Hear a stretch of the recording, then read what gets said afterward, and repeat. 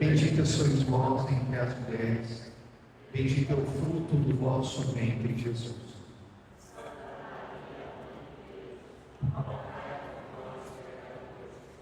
Agora e na hora.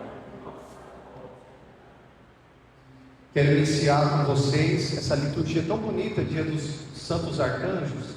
Logo depois, dia 2 de outubro, nós celebraremos a festa dos Anjos da Guarda, né?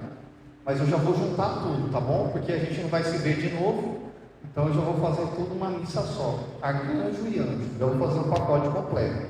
Claro, né, que a comunhão só vale a de hoje, né? Não vale a do dia 2. Se você quiser, tem que ir na missa.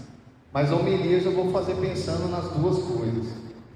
Veja bem, quando alguém aqui nessa terra é muito poderoso, muito rico, tem uma empresa, algo do tipo, claro que a pessoa, por exemplo, ela pode pegar uma vassoura e varrer a empresa, né?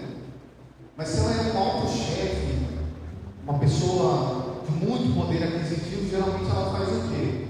Ela contrata alguém para varrer ali. Estou dizendo varrer porque estou dizendo de uma coisa simples, né? Até mesmo coisas mais complicadas. Geralmente uma empresa ela tem gerente, funcionário do setor tal, funcionário do setor X, assado, Y, e o chefe ele fica lá no escritório, né, sentado e fazendo o quê? Mandando. Você faz isso, você faz aquilo outro, e assim por diante, não é? Não é assim que funciona aqui na terra? Lá no céu também funciona desse jeito. Nosso Senhor Deus, tão poderoso, Pai, Criador de todas as coisas, Ele não fica se metendo em coisa pequena, não. Ele fica lá de cima mandando. Tomás de Aquino diz que quando Deus criou todo o universo, Ele colocou as suas criaturas e ordenou que as criaturas governassem e sustentassem o universo. Não basta criar, é preciso também sustentar, né? Você tem um filho, você não pode deixar ele trancado em casa lá e não dar comida para ele, não dar roupa para ele. Você tem que fazer o filho e sustentá-lo. Então Deus colocou as criaturas dele, criadas por ele mesmo, para sustentar o universo, as leis da natureza, o tempo, o espaço, tudo isso são criaturas de Deus. Então o Senhor criou o universo e diz a palavra que no sétimo dia ele descansou. Por que ele descansou? Porque cada um estava trabalhando em prol do governo e da manutenção do universo. Então o Senhor Deus já não precisa mais atingir, entre aspas, diretamente as coisas pequenas desse universo. Deixa que as suas criaturas governem, cuidem e sustentem. Diante de tudo isso, Tomás de Aquino então explica isso que eu estou dizendo, que o Pai Criador governa as suas criaturas e todas as realidades desse universo por causa segunda. Ele não governa diretamente, só manda, vai você e faz isso, vai você e faça aquilo. Água, cumpra o seu papel de água, luz, as estrelas, o universo, isso, aquilo, e pronto, Deus vai ordenando as coisas de um modo perfeito e pleno.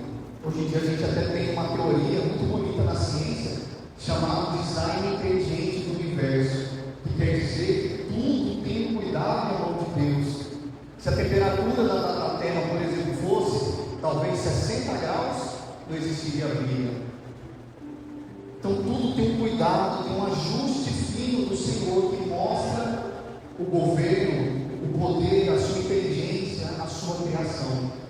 E claro, agora entra o dia de hoje. Diante dessa criação, o Senhor colocou os seus anjos como servos para governar o mundo, para sustentar o mundo.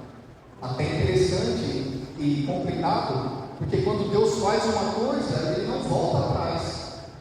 Então, quando Deus criou os anjos, delegou os anjos que cuidassem do universo, que ordenassem, que orientassem o universo. Mas aí teve um problema, né? Então o que aconteceu? Um dos seus anjos se revoltou e foi contra Deus. Lúcifer, chamado anjo de luz, um dos mais sábios, de alta categoria na hierarquia celeste, que talvez você não saiba, mas os anjos também têm uma hierarquia de 9 Um dos coros é dedicado somente à adoração de Deus. Outro coro dedicado às profecias, às ações de Deus aqui nessa terra. E esse coro aí é chamado de arcanjos. E os anjos, então, abaixo dos arcanjos, então, são destinados a cuidar de cada pessoa. Então, cada pessoa tem um anjo da guarda. Cada família tem também um anjo da guarda daquela família. Cada cidade tem um anjo da guarda da cidade. Cada estado, o anjo da guarda do Pernambuco, o anjo da guarda do Brasil, do país. E assim por diante. Cada anjo da guarda tem o seu papel específico. Por exemplo, o padre tem 2 anjos da guarda nessa teologia. O meu, de quando eu nasci, e o outro que eu ganhei na ordenação. Por causa do meu ministério, então eu tenho 2 anos. Eu morro de inveja. 2 anos. Morro de inveja, né? Quem quiser ser padre pode ter 2 anos também. Mas veja, cada anjo tem o seu destino, a sua função. Cada anjo tem a sua coisa. E como disse, um dos anjos mais inteligentes, mais astutos do céu, se rebelou contra Deus e se tornou então o demônio, o Lúcifer, e criou um grupo de anjos rebeldes junto com ele. Mas como disse, como Deus faz as coisas e não volta atrás, então Lúcifer também tem poder nessa terra. Aí que está o problema, não é? Deus não tirou o poder dele. Então Lúcifer, com seus anjos, também tem um poder. Ele é chamado na palavra de Deus de o príncipe desse mundo. Então Lúcifer tem muito poder e muita influência nesse mundo. Então, ao mesmo tempo que na sua vida tem um anjo da guarda destinado por Deus a te orientar, a te iluminar, a conduzir os seus passos, o Lúcifer também colocou um demônio para cuidar de você. Sabia disso? E ele fica ali. Claro, o demônio também é inteligente, né? Se você não vem na igreja, não reza, não está nem aí, já está na garra dele, né? Então ele não se preocupa, ele pode estar sentado descansando na praia, tomando uma água do corpo. Os demônios vão influenciando a nossa vida, vão dizendo: olha, faça isso, faça aquilo. Ao mesmo tempo, os anjos de Deus também vão dizendo: meu amigo, não faça isso, não faça aquilo. Siga o caminho de Deus. Os anjos vão governando o mundo, vão orientando, vão estimulando.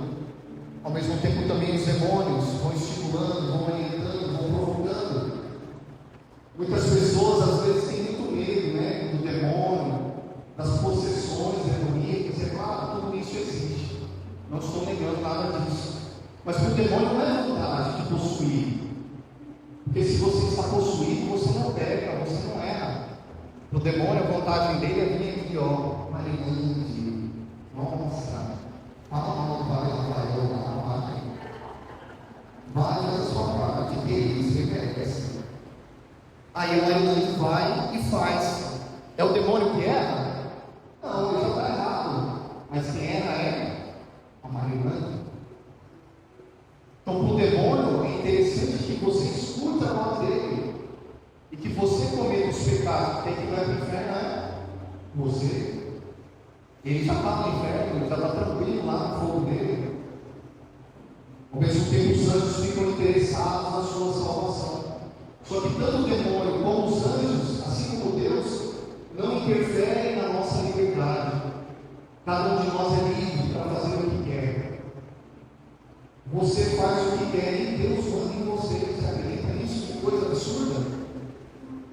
Mas ao mesmo tempo Deus te convida através dos anjos: meu filho, vai na missa, reza, faça tarefa de São Miguel, fale coisas boas, seja santo. E aí o demônio também vai e diz: olha, tudo bobeira, nem padre é santo, para que você quer ser santo? Não perca seu tempo e vai ali, naquela luta, é uma luta diária, não é? Eu vivo isso, acredito que você também viva. Eu mesmo no trânsito, os demônios ficam no meu ouvido: vai, cozinha, vai lá, acelera o carro. Eu muitas vezes vou lá e para não acelerar. Senhor, obrigado. Faz parte da nossa vida a luta espiritual, anjos e demônios, porque eles estão governando o mundo. E claro, como disse, O demônio está satisfeito em te orientar. E aí você sabe quem você vai dar ouvidos, as coisas de Deus ou as coisas do demônio. Mas é claro, não adianta você dizer para mim, padre, eu só escuto as coisas de Deus, mas não reza, não vai na missa, não faz nada, né, para ouvir a voz de Deus. Padre, eu rezo um Pai Nosso antes de dormir. Coitado, o demônio está na sua cabeça o tempo inteiro. Você não está se abrindo para ouvir as coisas de Deus. Você não vai na missa no domingo, por exemplo, você não está ali se colocando para ouvir o que o anjo da guarda tem que falar.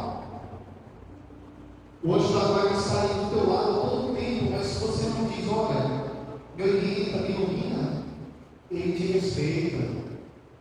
Ele deixa você caminhar conforme sua liberdade.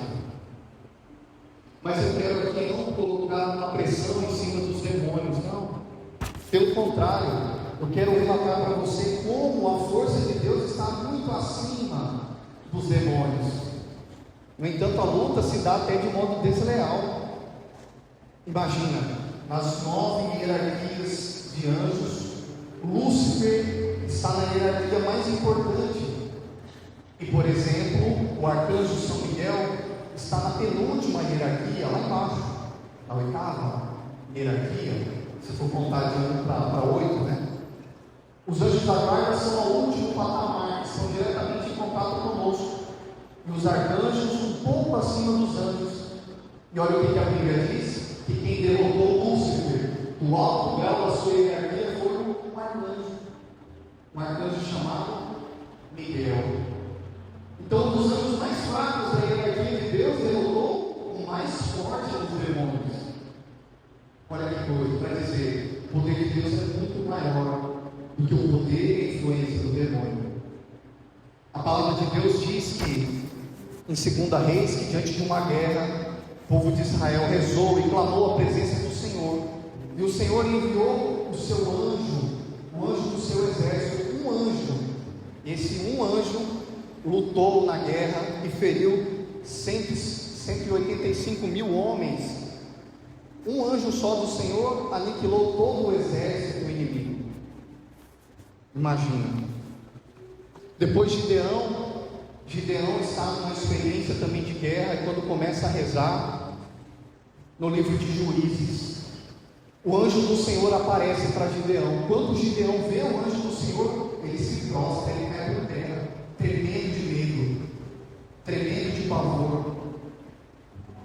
E Gideão acredita que o anjo não é um anjo, mas acredita que é a presença do próprio Deus, e diz para ele: olha, o que me pedires eu te farei, eu vou te servir. Aí o anjo diz para ele: te acalma, meu amigo, eu não sou nada, eu só sou um anjo. Gideão fica aterrorizado com a presença do anjo do Senhor. Não somente Gideão, o profeta Daniel também, quando rezava no livro de Daniel, quando recebe a visita do anjo do Senhor, quando ele vê o anjo, ele desmaia, cai por terra. Aí o anjo vai, acorda ele, levanta ele, põe em pé: Daniel, porque eu quero falar contigo. Diante da presença de um anjo de Deus, nós estremecemos. Tamanha glória do Senhor, tamanha força do Senhor através dos anjos. Mas essa é uma realidade que a gente não se dá conta. A gente fica valorizando o demônio, né? Por causa dos filmes, por causa da cultura, por causa do pecado. Mas os anjos de Deus têm uma força terrível, grande, grandiosa. Abraão, na sua luta, na sua oração, recebe a visita dos 3 anjos. E ali na visita dos 3 anjos, ele não tem coragem nem mesmo de olhar para eles. Quando sente a presença dos anjos, ele vira de costas e diz assim: Senhor, eu não sou digno de olhar a tua face. E fica constrangido, conturbado, trêmulo. E os 3 anjos ali do Senhor dizem para ele: olha, nós somos enviados por Deus, nós não somos Deus. Veja, até mesmo São João no Apocalipse, enquanto está em êxtase, vê o anjo do Senhor cair por terra em adoração. Quando ele cai por terra, os anjos dizem para ele no Apocalipse: calma, calma, João, eu não sou Deus, eu só sou um mensageiro. Para você ter a noção da força que o teu anjo da guarda tem, e para você ter a noção também como o teu anjo da guarda está desocupado, né? Porque você não dá trabalho nenhum para ele, você fala com Ele, você não pede a intercessão dEle. Dê trabalho para o seu anjo da guarda, fale com Ele, peça as luzes do Senhor para Ele, peça que Ele te proteja, que Ele te defenda. Veja, meus irmãos, minhas irmãs, na Igreja Católica existe uma máxima muito bonita, é de que as coisas invisíveis são mais reais do que as coisas visíveis. Essa é a verdade. As coisas invisíveis, os anjos, as criaturas invisíveis do Senhor, eles estão governando o nosso mundo, e a gente nem percebe. O poder do Senhor está conosco todo o tempo, no nosso anjo da guarda, e nós não percebemos, não damos abertura. Às vezes nós acreditamos naquilo que nós vemos, mas muitas vezes o que nós vemos nem é real, até porque esse mundo não vai passar. Deus vai transformar esse mundo, esse corpo que você tem aí, que você olha e acredita que ele é real, realíssimo, esse corpo vai ser transformado, já nem vai ser mais assim. Tamanha glória e o poder do céu, o reinado do Senhor, a sabedoria do nosso Deus. As coisas invisíveis são mais reais e mais concretas do que as coisas visíveis. Essa é a grande verdade. Mas você nessa noite precisa sair daqui motivado pela graça, a intercessão de São Miguel Arcanjo, que é a força de Deus em combate contra todo inimigo do Senhor, derrotando o demônio no mais alto grau da sua hierarquia. Você tem que sair daqui com a força e a cura de São Rafael Arcanjo, aquele que nos orienta, que nos guia, padroeiro das famílias, terror dos demônios, anjo do milagre e da cura. Você tem que sair daqui querendo ouvir a voz de Gabriel, o grande mensageiro do Senhor. Que bonito, quero fazer um parêntese aqui, ó, o texto dos homens está aqui, né? Quando eu cheguei, vocês estavam analisando o texto. Interessante que a palavra de Deus, tão bonita, né? Diz que Nossa Senhora foi visitada pelo arcanjo Gabriel para receber o anúncio de que ela seria a mãe do Salvador, não é? Enquanto todos os profetas e os patriarcas, na presença do anjo, fazem o quê? Tremem e se prostram. Nossa Senhora fica tranquila. Nossa Senhora está acostumada com o anjo Gabriel, ela conversa com o anjo, ela já tem intimidade. Então Gabriel não assusta ela quando se faz presente. Ela talvez fique um pouco assustada, perplexa com a mensagem dele, né? Serás a mãe do Salvador. Opa, o que é isso? Eu não conheço homem algum. Mas quando ele aparece para ela, ave cheia de graça, ela está tranquila. Ela é íntima dos anjos. Ela não tem medo dos anjos. Ela sabe quem é Deus e quem é o anjo. Sabe do poder dos anjos. Os pedir a Deus essa noite, nessa Santa Missa, essa graça de ter intimidade com os anjos, de experimentar o poder e a glória de Deus através dos anjos, de ser orientado, de vencer as batalhas com os nossos anjos, não permitir que o mal entre na nossa casa, protegendo a nossa casa com os nossos anjos, o anjo da sua família, o seu anjo. Eu suponho a mão no seu coração agora. Repete assim comigo, Senhor Jesus. Nessa noite, eu quero me colocar